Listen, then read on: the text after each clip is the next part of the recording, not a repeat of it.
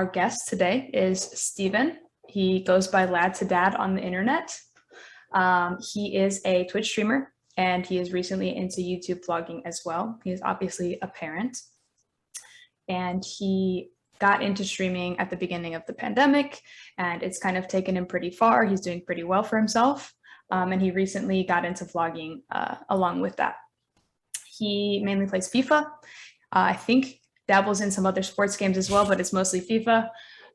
And you guys can go ahead and be putting your questions in chat or in the Q&A if you have any, and we will get to them at the end. But if you guys are ready, we will go ahead and get started. So if you want to, I know I just did an introduction, but if you want to do a quick little background about, I guess, how you got into gaming, why you got into gaming, and kind of where that started for you. Yeah, so I think it sort of springs back to when I was a kid, really. You know, we're sort of talking, I mean, I'm nearly 30 now, but back sort of, I don't know the exact age, but it was back when the PlayStation 1 was around. That was sort of the first console I remember actively my parents bought me. Probably even going back further was when we had, I think it was the Nintendo GameCube, I want to say. It might have been the GameCube or the Nintendo 64. But yeah, gaming has just been something that I've always loved. You know, I've always enjoyed. I think we talked about it earlier, but you know, for me, it's that escapism, you know, to get away from sort of what might be going on in the real world, to go to somewhere else, you know, in a game, you know, whether that is just by yourself on single player or playing with friends online, you know, with people that have the same interests as you.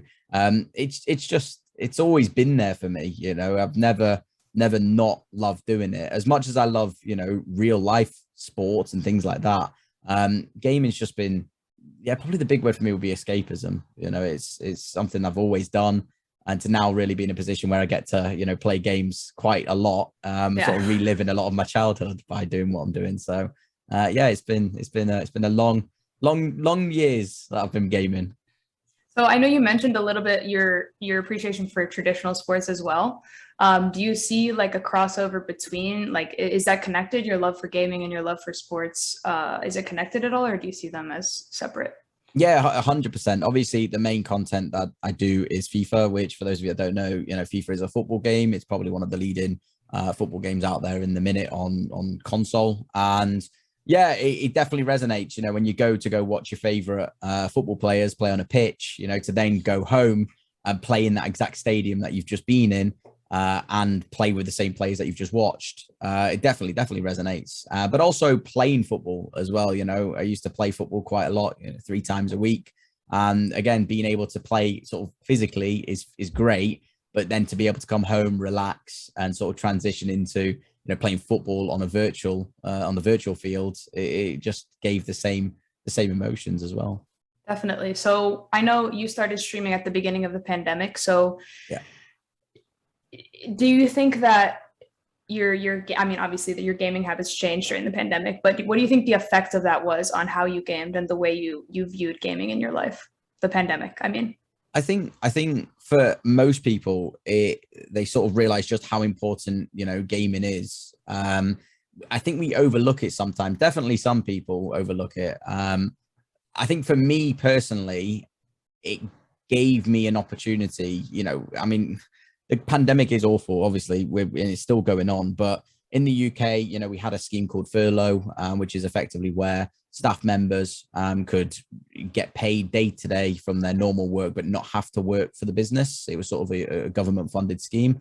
I was fortunate enough, I guess, to be put on that scheme, and that enabled me to just spend a lot of time gaming. I think where there's a big difference with gaming, and especially during the pandemic, has been some people do it socially and some people do it, I think there's probably 3 aspects. Some people do it socially, some people do it to become a profession, and then the third, people do it to create content for enjoyment for others.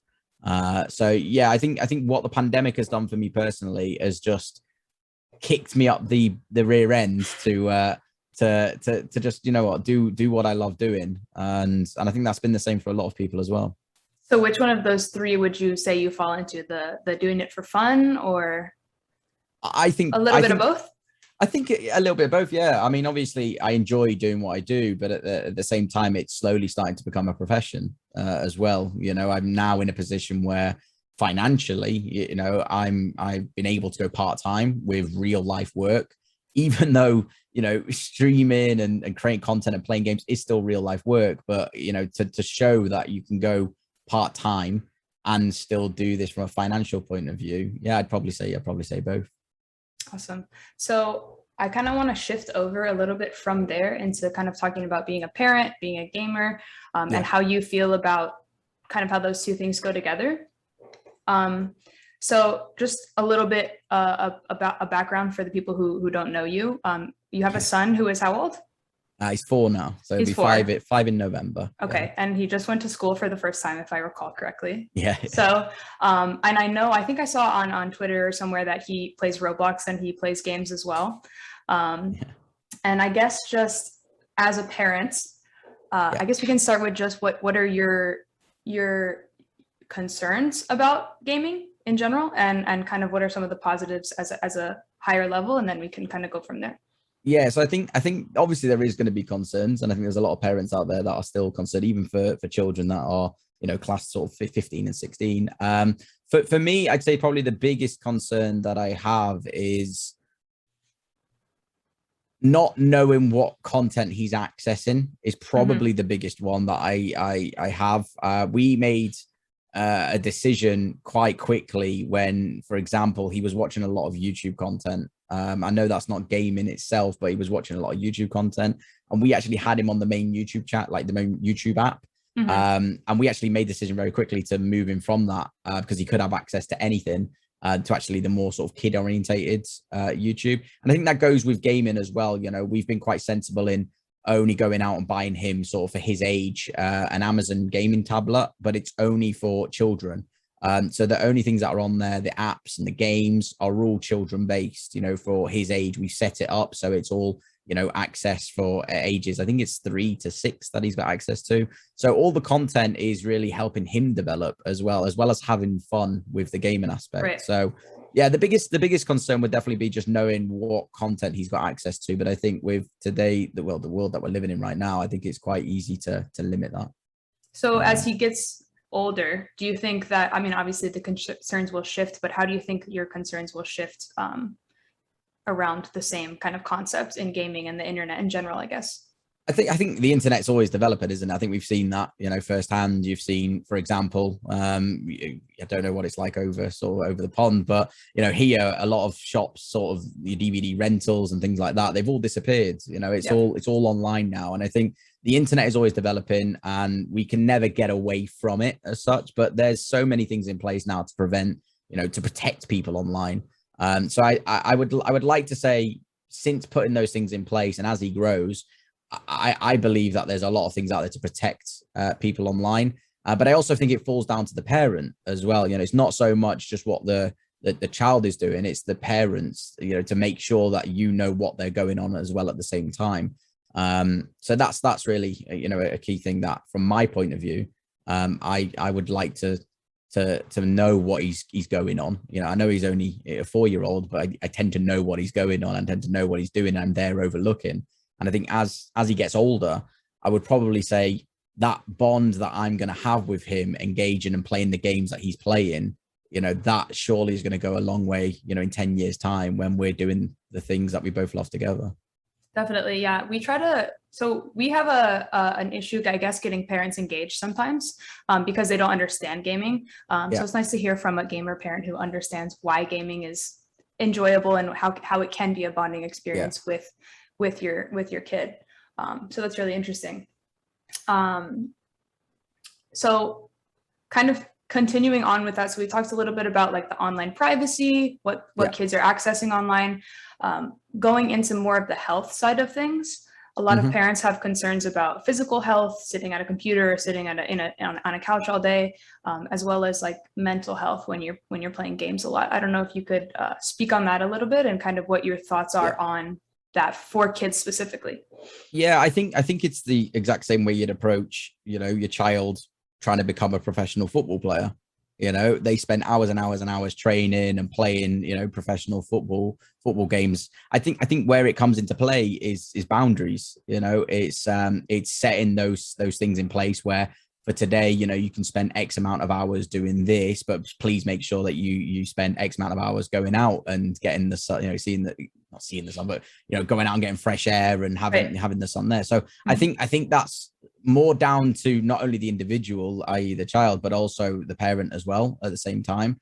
I think if you're not setting those boundaries, then you're sort of setting yourself up a little bit for disaster, and you really can't be in a position to, you know, moan when the time comes if they are spending, you know, hours and hours and hours. But I think again, it comes down to what is the child looking to do with their time. I think that's where I would say you've got to qualify what sector does your child fall into within what we discussed there of, is it more for entertainment purposes, or is it more to they want to try and get something out of it in terms of a possible career? So that's probably the two avenues. So if a child or somebody's kid was saying that they wanted to make a career or get a college scholarship or a university scholarship, or whatever else, what would you say to a skeptical parent, I guess, about something like that? I would take it back to, I'm a big believer, and I've always said this, and this is probably something that's resonated with me since, you know, I started working when I was 17. I went to college. I wanted to be originally a lawyer. I went to go study law, business, sociology, and I left after 2 weeks because I just didn't enjoy it. And I think this is where I've learned a big key thing over the past few years is enjoyment is the number one factor. Money is a big worry for a lot of people, you know, but money comes and goes, you know.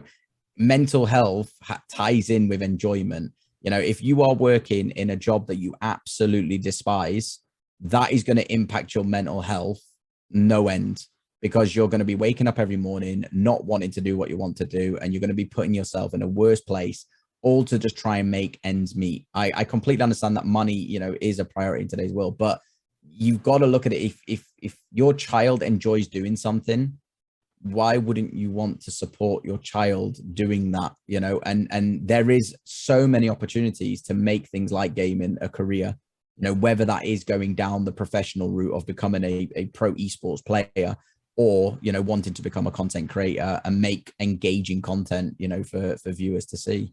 Right. I think it's enjoyment, you know, enjoyment, what you enjoy doing. You enjoy doing it, you've got a passion for something, then find a way, you know, to make that a career and support your child if they want to do that. Right. So going along with that, kind of you kind of talked about two different professional aspects. So esports or content creating, those are, I mean, clearly the main two ways to be a professional in gaming. So kind of getting into the esports side of things, what kind of qualities do you think that a kid can develop by playing organized esports versus just gaming on their own? Like, do you think there's a difference, or do you think it's the same? I think there is a big difference, but again, I think it comes down to what the child is wanting to do and learn. You know, you've got to remember that's where I go back to the difference of somebody who wants to just game for casual purposes to get that escapism. You know, that child has different ambitions, you know, to not necessarily make gaming a career, but it's more just to get away from the day-to-day world and get into an environment where they're happy and comfortable. On the flip side, you know, in terms of the esports, I would probably say there's plenty of opportunities out there, but it's got to come down to, you know, what is the child looking to achieve is probably be what would the number one thing that I would say. You know, if the child wants to become a professional esports player, if they're doing, it's a tough one, because if they're doing it on their own, I would look at that and think they're not getting the skills and qualities that they would in a trained environment. And the best example that I could probably use is take an adult as an example. If I want to lose weight and I go to the gym, I know nothing about a gym. I know nothing about the apparatus. I know nothing about what's the right you know, equipment to use for what area. And if I went on my own, I wouldn't know what to do. I'd go in and I'd look around, I'd go and sit on something and I'd maybe give it a go, and that would be it. Whereas you know, if I had a personal trainer and that is their job, you know, I'm going to be learning from them. They're going to teach me the right way. I'm going to be in the right environment. I'm going to be able to use the equipment appropriately. And I think the key word is it's controlled as well. You know, I'm not going up to a piece of equipment, not knowing what to do on my own and pulling something and damaging myself. And that's probably the best sort of example that I can give you, you know, in that instance is, you know, it's definitely 100 times better to be in a controlled environment than trying to just do it on your own. So in regards to the organized esports, in regards to becoming a professional or getting a scholarship or whatever else it may be, we also kind of try to look at the social emotional side of things, where you're in a team environment, you are building relationships with your teammates, similar to traditional sports, you know. But I don't know if that's something that you can speak on. I know that you probably typically play FIFA by yourself, but just the camaraderie around gaming and the community around it, if you could just speak on that a little bit, because I know you've built a pretty robust community. So yeah, I mean, obviously from a content creation point of view, you know, you've got to remember I am still in a room on my own, enclosed, and there is technically people watching you online. But these people that watch me, you know, I've got to know over the space of, you know, a year.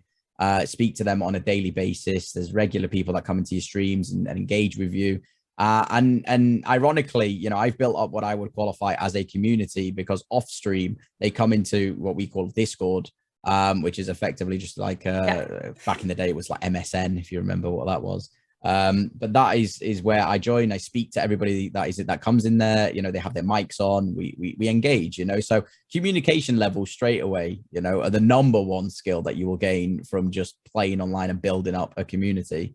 But don't get me wrong. Obviously, it would be great to have people around you. You know, it's all fine and well having so many people watch you online, but you know, if you were in an environment where you had them people watching you live, like quite literally behind you, I think it would be massively different to what it is just doing it sort of in a room on my own.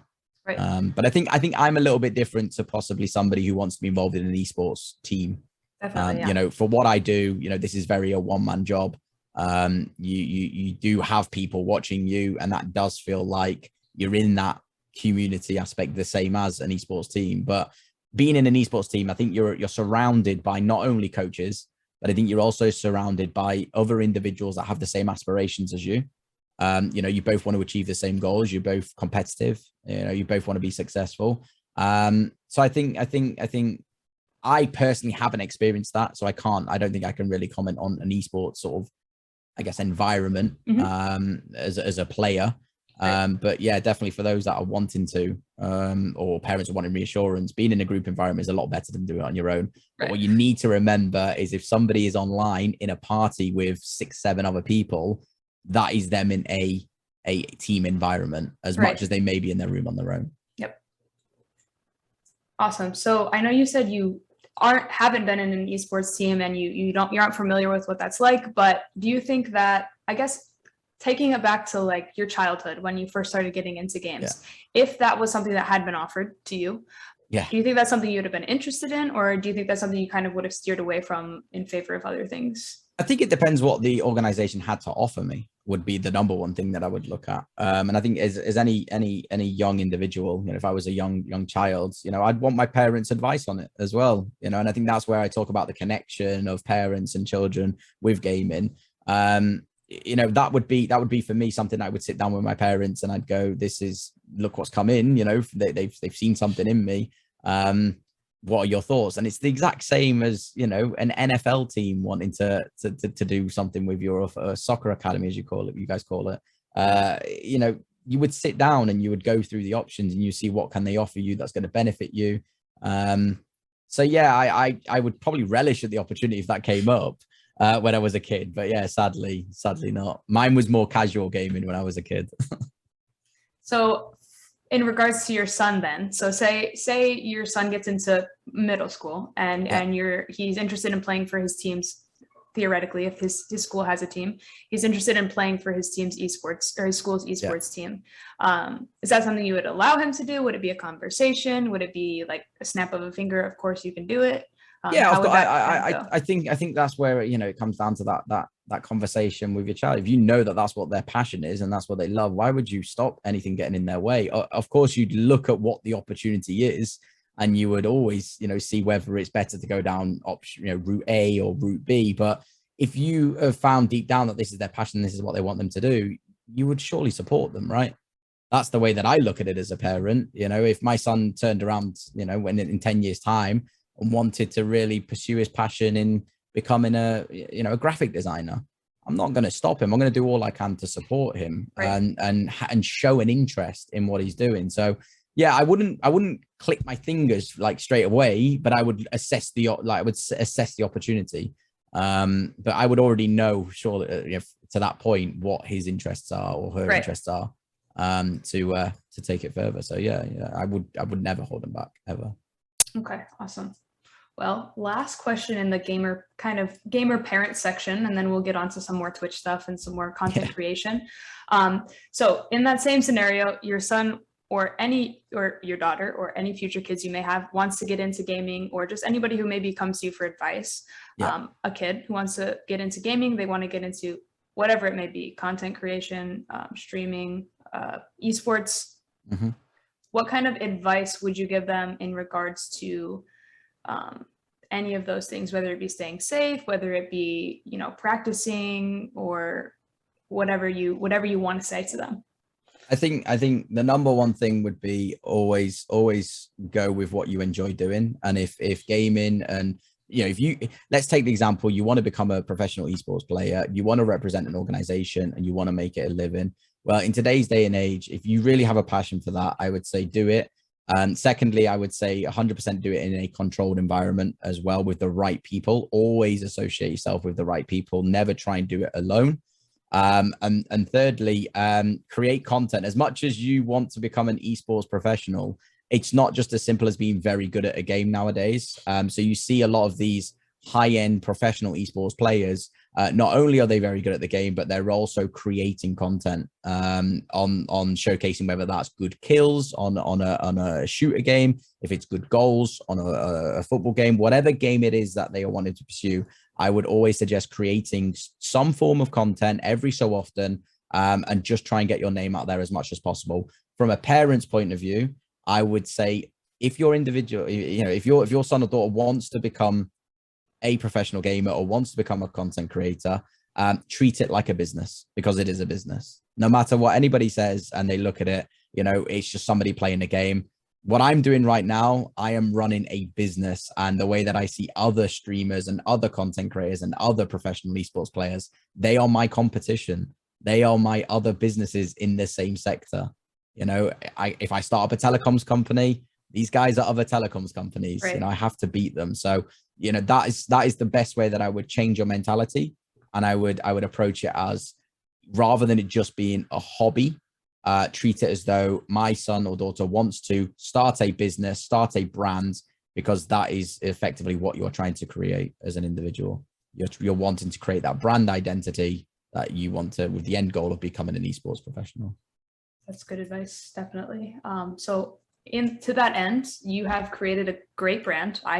I think it's great. I love LadToDad. I love your streams. I love your vlogs. All of it, the gaming, the parenting, it's great. So hopping into that kind of streaming and vlogging side of things. Yeah. I know you said you started at the beginning of the pandemic. I know you said you love gaming because of the escapism and that kind of release that you get from that. But Twitch streaming or content creating specifically, what drives you to do those things specifically beyond just gaming? What drives you to make those products? I think it ties back to my last point, really. If it was my decision and my choice, I would sit on stream for 9-10 hours a day, because what I personally love and what I personally enjoy is entertaining people. I like having fun, smiles, laughs, and that all, for me live streaming it's natural. Where I do the other stuff, which is obviously qualified as content creation, that is sort of touching on what I mentioned just a minute ago. That's just to get my name out there. It's a very, very, very competitive market, and you need to do what you need to do to get your name out there as much as possible, whether that is creating short TikTok videos, whether that is creating, YouTube videos, whether that is just purely engaging on other people's posts, you know, networking on other people's streams that are in similar games to you. It's all the same as running a business. Right. Again, that's why I always try and say, even to, you know, other parents, when they ask me what I do and I tell them, you know, the way that I explain it to them is though I basically just run my own business. And my business is me being an entertainer online, pretty much. So yeah, it's the reason I do those things and why I do them is more just to get my name out there more than anything. I want people to be that individual that gets away from day-to-day life and wants to you know, engage in my content. If they enjoy it, then they can come into my live streams and come and watch me. So that's the reason why I do it. So what are some of the biggest things that you've learned throughout that process? Like, obviously you enjoy it. You started doing it because you wanted to do it.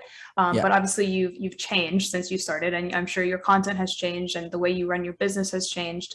But what are some of the biggest, I guess the two biggest things that you've learned, whether they be regarding Twitch, regarding yourself, but since your time streaming?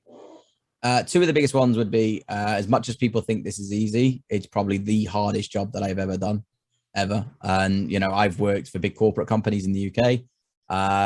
This is the hardest job I've ever done, like, without question. That would be number one. And number two would be, sometimes you can't do everything yourself. As much as I've tried to do everything from branding, graphic designing, editing, thumbnail designing, SEO, which is obviously all your keywords for your videos and titles. You can't do everything yourself. Sometimes you have to be in a position where you outsource things to save time. So for example, that comes with an expense. And that's where we talk about sort of reinvesting some of the earnings that you may have from when you do stream or make videos or win tournaments, you know, from your, from what, depending on what game you're in. So yeah, there would be the two big ones. Would be, it's really not easy. As much as you might think it is, and you see all these nice edited videos and, you know, these streamers that are sitting there for hours entertaining you, it does take a toll, you know. It really, really is hard. But yeah, don't also try and do everything yourself, which is why I tie in with my other point of having supportive parents is probably the number one big, it's so important. It's so key, you know, and parents supporting their child in whatever they're wanting to do. I think it's a vice versa thing. Awesome.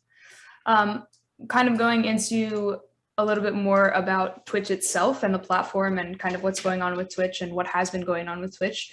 What do you think of the current state of Twitch generally as a platform? Some of the things that have been going on. I know there've been some scandals with some streamers. I don't know how much you know about that, but just Twitch in general. Do you think that there's anything that Twitch needs to address regarding their platform?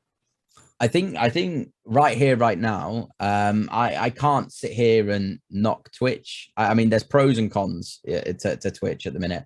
The pros are probably it's a platform that enables you to get your name out there and enables viewers to watch you. You know, that is probably the number one benefit. It's a very engaging platform. You know, you can run things like polls and predictions, and you can engage with your viewers quite well compared to some other platforms, because originally I started on YouTube live streaming and I found that to be not so much engaging compared to Twitch.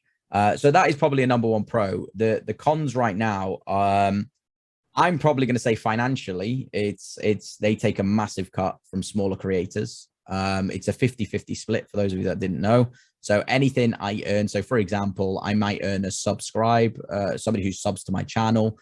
The reason they would sub, they get obviously no ads on their streams. They get access to sub only mode, etc. They get unique perks. I only get 50% of whatever that sub rate is. So for example, a sub rate may be, I don't know, $4 a month. I only get $2. Twitch get the other $2. So it's a big cut, especially for a small content creator. That would be issue number one. You know, they are a very wealthy company. I think they need to do more to help promote smaller streamers. But then also on the flip side, it's very, very, very saturated, and Twitch only tend to favor the bigger streamers. You will find as a smaller creator, it's really, really hard to get your name out there, like really, really difficult. So that is probably, you know, a big con that I've got of Twitch. I would love them to do more to help some of the smaller creators out there instead of pushing the same creators over and over and over again. But yeah, Twitch as a whole, you know, there is other platforms. There is obviously YouTube, which is trying to up their game. There's Facebook, which is also another live streaming platform. They're probably the two biggest competitors to Twitch. But right now, I would say Twitch is very saturated. Twitch is sort of the go-to streaming platform. But I've got a sneaky feeling I think YouTube's going to do some big things. And even I'm questioning moving over to YouTube personally, back to where I was, because they are slowly starting to change things.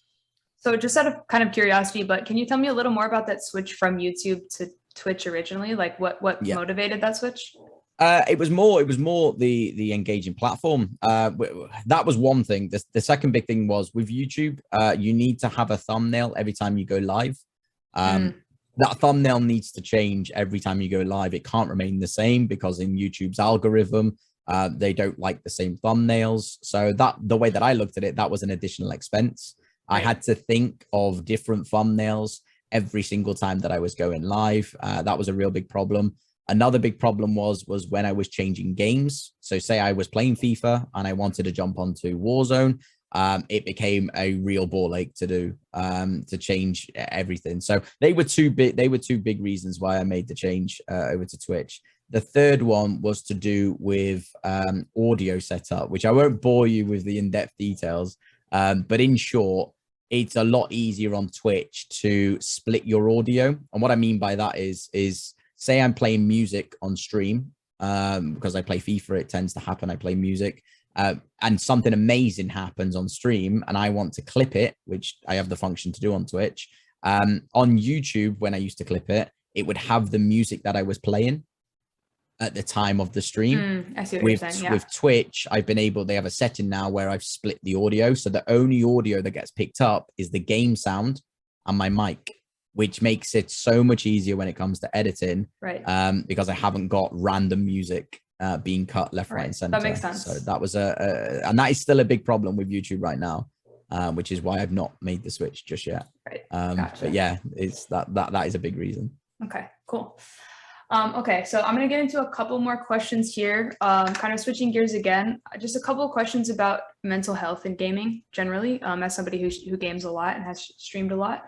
Gonna do a couple of these and then we'll get into the questions from the attendees here.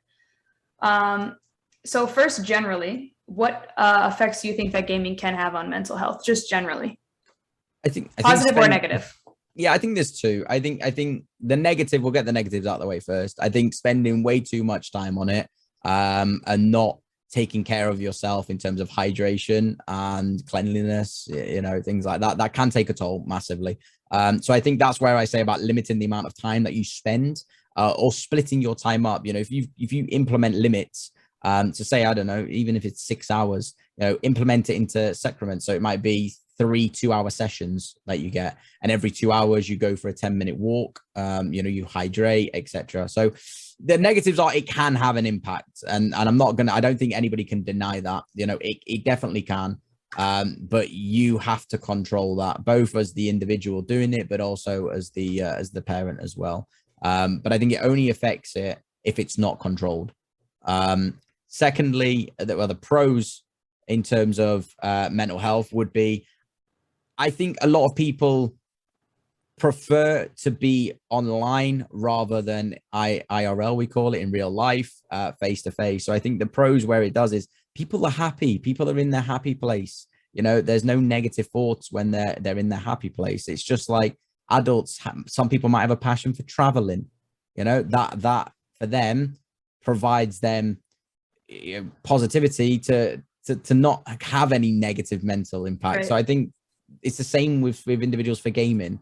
There's some people that can sit and play a game and that is their happy place. They may be working 9 to 5 as well and they hate their job.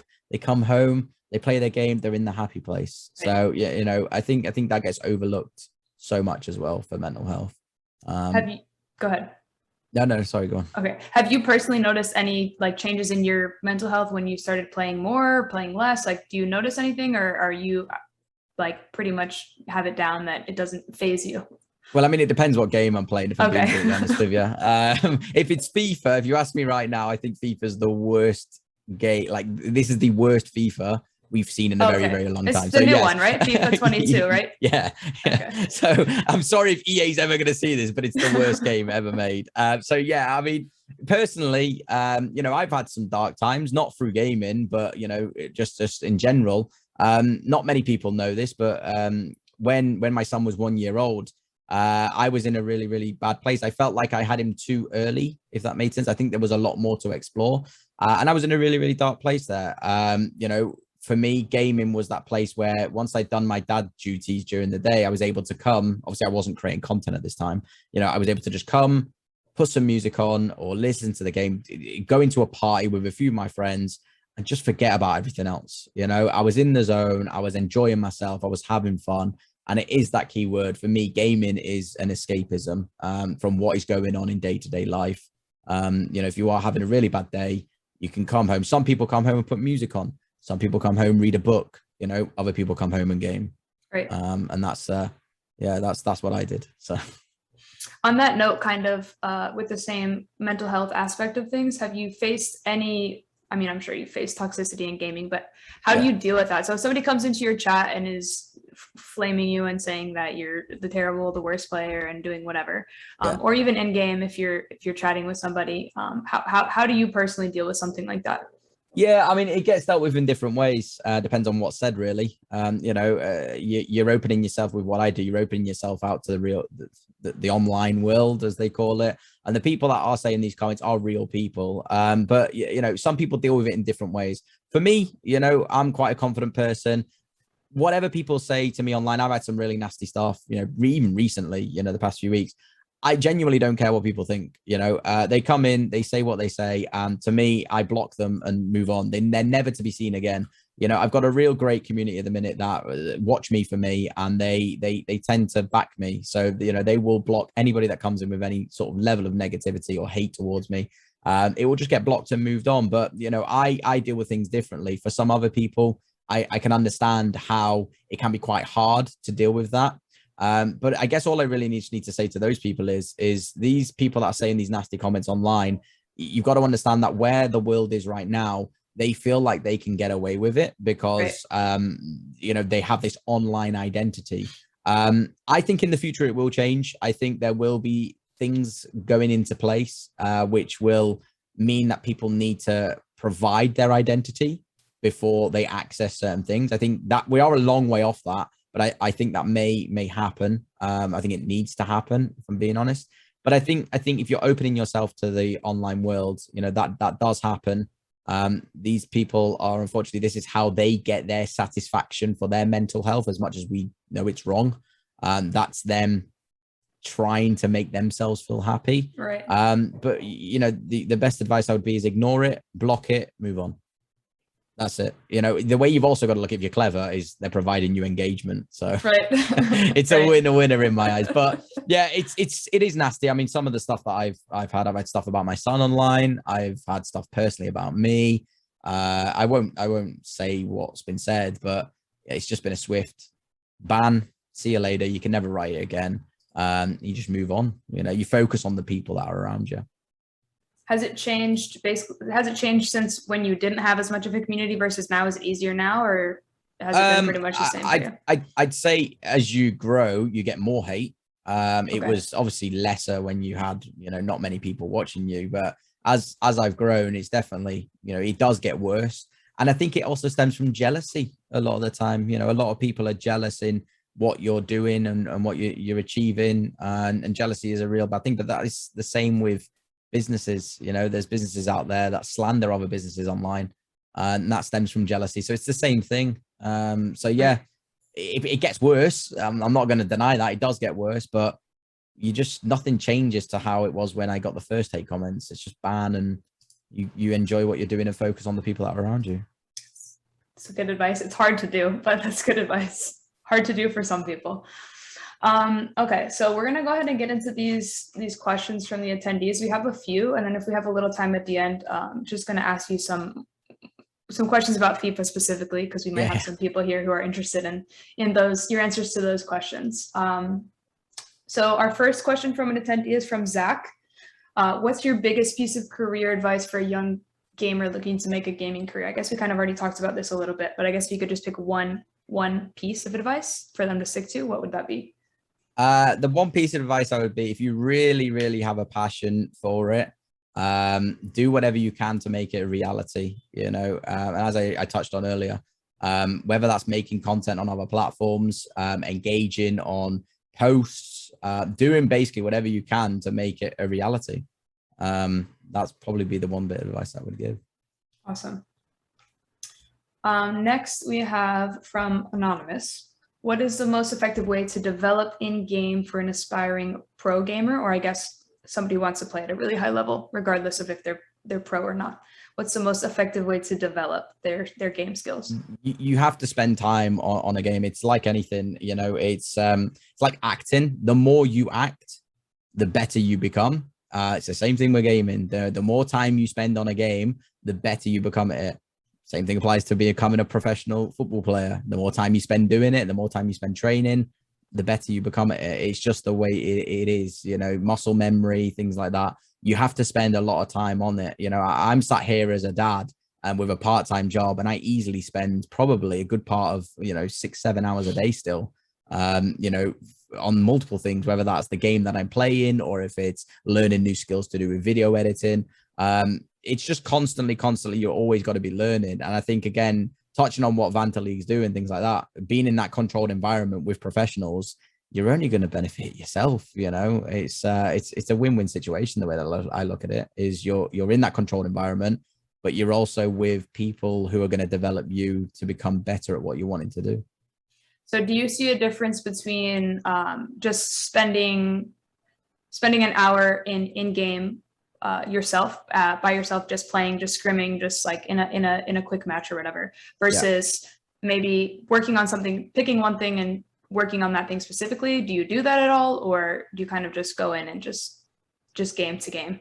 Yeah, I tend to, I guess when I was younger, it was more, I would just do it casually because I think it was that escapism. You know, I would just play whatever games I wanted to play, whatever tickled my fancy, whatever I enjoyed.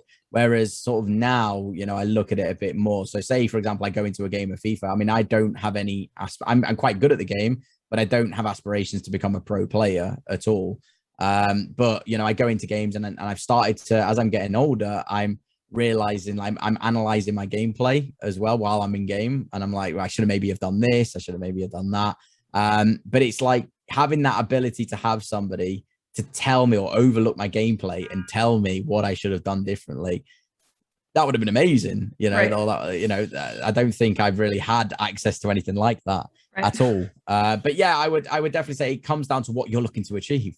You know, if you're looking to become a professional gamer, then yeah, of course, you know, looking at your gameplay with those type of individuals rather than just randomly playing on your own would definitely help. Don't get me wrong, raw skill exists. It does still exist, no matter what anybody says, it does. But it's just taking that raw skill to the next level to achieve what you're looking to do. Awesome.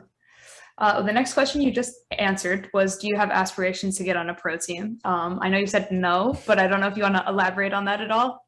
Yeah, so my aspirations personally are probably a little bit different to some others. You know, as I mentioned, I am fairly okay at FIFA. I'm nowhere, I wouldn't say I'm nowhere near, but I'm not a professional level when it comes to FIFA. I'm more of an entertainer is what I would say. So I'm all right at the game. I have fun with the game. My aspirations are to obviously try and do this full time as a content creator, which, you know, we're not a million miles away off doing. But yeah, for me, in terms of when we say about esports organizations are split into two. Usually you've got the content creation team, which are individuals that are specifically focused on just creating content, whether they're very good or bad at the game, it doesn't matter. And then secondly is obviously the professional side. For me, I would love to be part of an esports organization, which would open up a lot of opportunities from a content creation point of view, more than a professional gamer. That makes sense. Yeah, I feel like sometimes, especially for us with Vanta leagues, we overlook that content creation aspect, because I know most pro teams have both sides and they're both under the same organization. But I think you take it as an example, right? One org that you've probably heard of, you know, over there, which is really successful, is 100 Thieves. You know, they are probably one of the biggest ones at the minute. if you actually look at them, they are more known for the content that they produce, Right. rather than the esports teams.